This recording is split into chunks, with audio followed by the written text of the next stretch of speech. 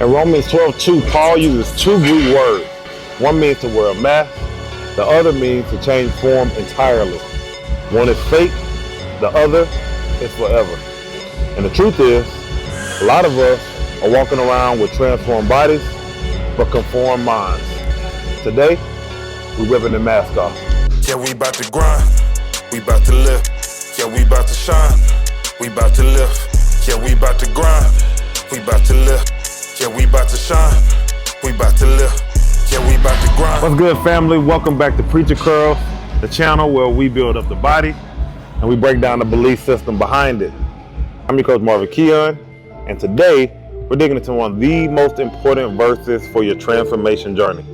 Not just in the gym, not just in your body, but in your mind. I've been in a season where I looked strong on the outside, but I was breaking on the inside.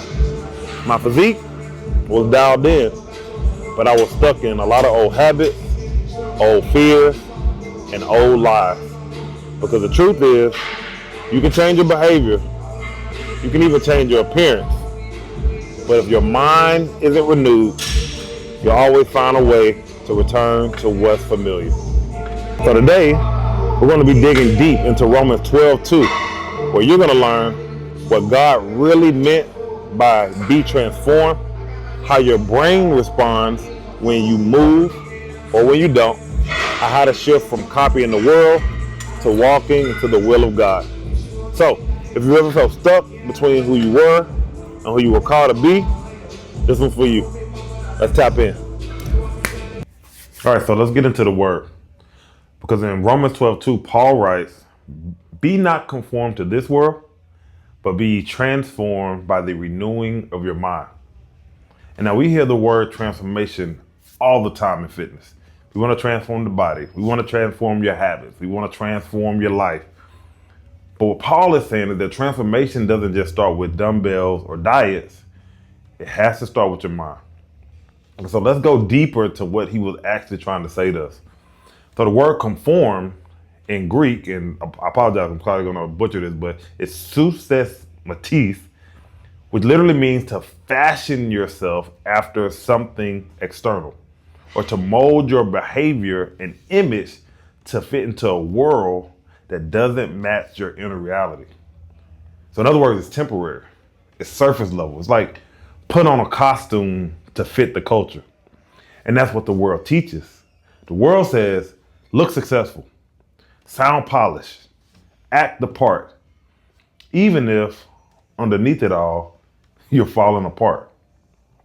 Now we contrast that with the second part of the word where Paul uses transform, which is in the Greek is the word metamorphos. And that's where we get the word metamorphosis, like when a caterpillar becomes a butterfly. And that's not external imitation, that's internal renovation. So what Paul is saying is, don't just perform a new routine, become a new creation. You don't need a new vibe. You don't need a different, script. You need a new mindset. And I love the analogy of the caterpillar and the butterfly, because, if caterpillars and butterflies could talk, I guarantee you, if you were to talk to a butterfly, there's no chance that they would want to go backwards and become a caterpillar again. Like, why would they want to go back to being on the ground? Why would they want to go back to having to worry about people stepping on them when now they're this beautiful, elegant creature that can travel all across the world and all across the country, much faster and at different speeds than it could when it was just crawling on the ground. And as much as I'm sure it appreciates and enjoys and wants to be and embellishes and loves this opportunity to be this new creature that it is, there is no opportunity to become this variation of this beautiful creature if that transformation does not take place, if it's not willing to go through something that inevitably, think about what the caterpillar has to go through. It has to cocoon itself. It has to isolate itself.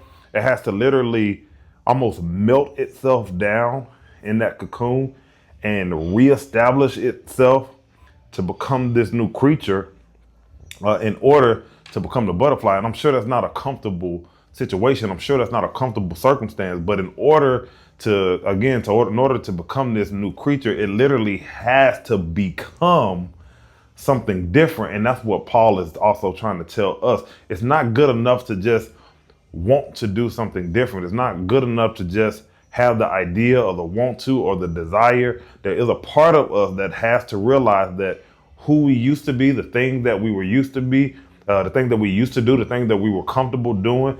Maybe we were comfortable being on the ground. Maybe we were comfortable shoveling through the grass. But in order to grow our wings, in order to be able to take that same trip that would take us maybe months or days or years or whatever the case may be as a caterpillar, but now we can cross that same terrain in moments or seconds, we have to be willing to become something different. And we have to be willing to become something different by going through a process that will allow true transformation. You know, I've had the opportunity to help a lot of different people over my experience of being a coach. And, you know, I remember I had this one particular client that came to me one day. Like most people, they said, "Coach, I'm tired of this version of who I am and I'm ready for a change. I need to do something different." And to this person's defense, they locked in. They trained hard. They were tracking every meal. They were showing up to every single workout. I mean, like, they're killing it. But I think it was around week 6, maybe week 7, they just ghosted me. And so I finally was able to find them, finally got them on the phone. And I'm like, "Hey, like, what's wrong? What's going on? You were doing so great. What happened?"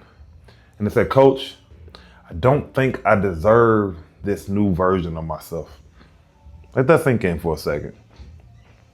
They were becoming the person that they had prayed to be, but they were still thinking like the person who was used to giving up.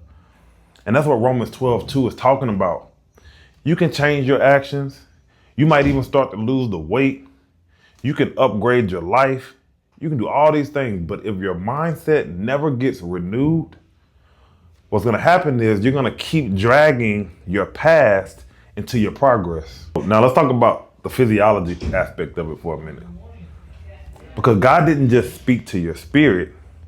He designed your body and your brain to work together. When you move with intention, your brain responds. You release endorphins, natural mood boosters. You activate dopamine and serotonin. So you're motivated. All the joy chemicals are running through your body.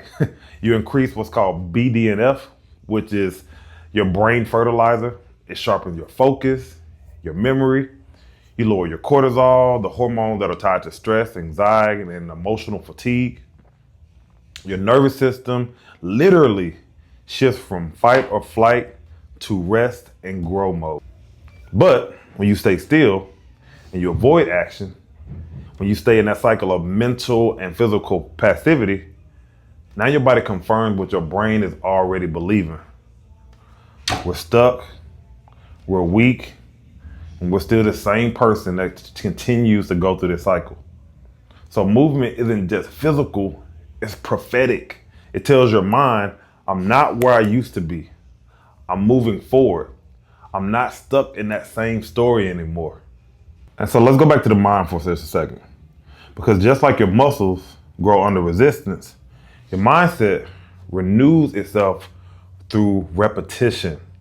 So every thought is a rep, and every affirmation is a weight you choose to pick up or put down. So then we have to look ourselves in the mirror and ask ourselves, what is it that we're lifting? Are we repeating lies, or are we rehearsing truth?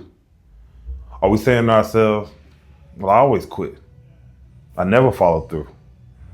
Why even start? This version of me ain't gonna last. Or are you using that same time and that same ability and that same thought power to look at yourself and say, I'm built for pressure. I finish the things that I start.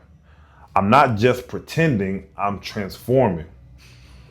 That's not hype. This is what spiritual strength training really looks like. So let's bring it all the way home.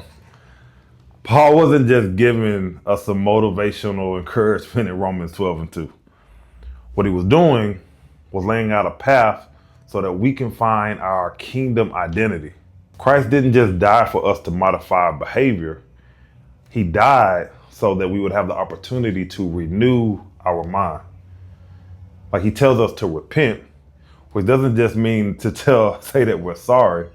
In the Greek, it literally means change the way you think.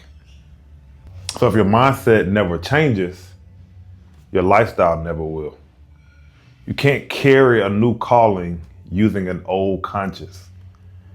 You can't walk in purpose with the thought patterns that kept you in pain. And I want to leave you with this. You won't become who God called you to be by copying what the world taught you to do. You become it by the renewing of your mind. So this week, move with some purpose, speak with power, be not conformed, be transformed. Not by working harder, but by thinking higher. Because once your mind is aligned, then your body follows. Then the habits follow. And your calling will become so much clearer.